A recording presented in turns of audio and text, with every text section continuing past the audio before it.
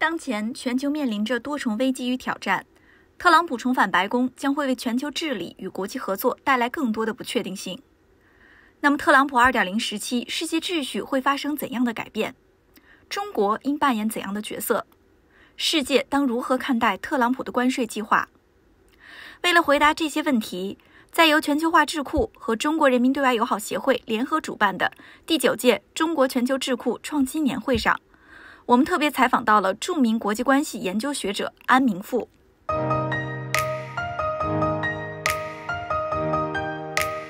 My major concern about Trump 2.0 is that he might accidentally start a war.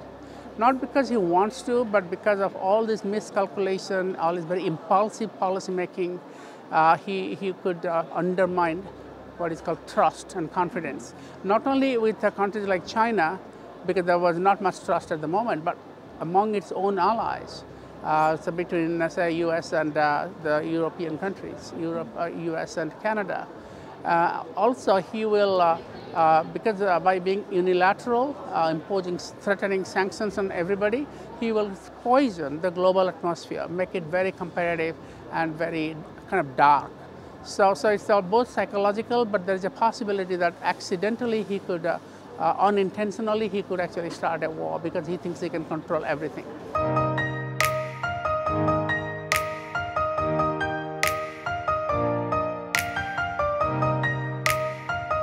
So, as you said, it's not just China. He's also threatening his own allies. He's threatening BRICS. So he's exercising the economic leverage the U.S. has for on sanctions because of the might of the U.S. dollar and also the U.S. market. So in the short term, he will carry out some of it, but this could be a bargaining ploy. Last time he got rid of the NAFTA, North American Free Trade Agreement, but he got a new deal, which is really not completely 100% different, but somewhat more advantageous to the U.S. So he could be saying these things through as a bargaining chip and get something in return before he actually goes to the negotiating table. So don't take everything seriously.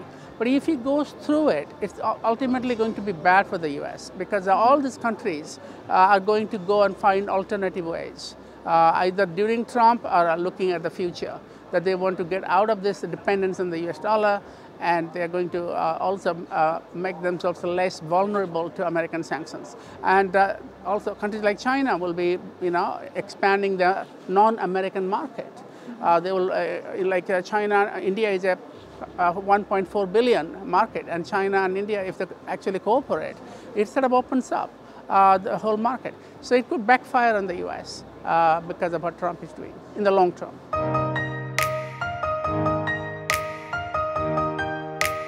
Well, the second edition of the book came out after the first Trump presidency, and some of that thing is very relevant now because I did talk about Trump 1 or 1.0. So all these things I'm saying there that Trump is inward-looking, national economic nationalist, transactionalist, unilateralist, and Trump doesn't like a global cooperation. Doesn't like international institutions. All these things will replay, but there is a difference this time. He will have both houses of Congress, the Republicans controlling both houses of the Congress.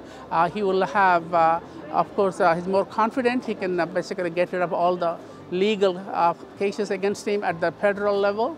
And he also has the Supreme Court under his belt. So he is I don't think he'll find another president who has amassed more power under his belt in American history, or at least in recent history. And so he can actually do a lot of damage if he wants to.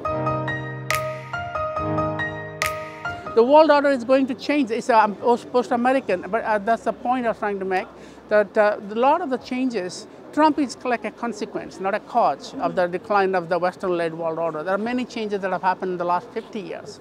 That has already, rise of China, rise of India, the fragmentation of the US-dominated multilateral system, and also the idea of ideology. There's no human rights and democracy as a single ideology everybody is going to have to follow by. There is multiple ideologies. All these things were happening for the last 50, 60 years. So in some ways, Trump may push it over the edge, the old world order, but he's not causing it. He is actually himself a reflection of those changes, because people voted for him because they're not happy, and Trump exploited that. And so there is basically, my arguments remain very valid, that the world order is changing, and this is irreversible. It is Trump-proof. So it might be a little faster now, but nothing more. You should read my new book that's coming out, The Once and Future World Order. And it starts, basic idea is that world order is not the monopoly of any country, any civilization. Many ideas of world order were contributed by multiple civilizations, from Sumerians, Egyptians, China, India, Islam, Incas and Mayas, and Europeans and Americans, and the Greeks and Romans. So if you bring together, world order is not going to end because America's dominance, the Western dominance, is going to end. I argue that the end of Western dominance is actually a good thing for the world. China should basically contribute to the acceleration of these changes, and also assume more responsibility for. So what is the damages that Trump might do? China should contribute to make it up, like contributing more constructive role in global governance, not monopolizing it. I mean, we don't need the end of world order of under Western dominance to a world order that only China can dominate. China should really build a pluralistic, what I call a multiplex world order, and China can do that.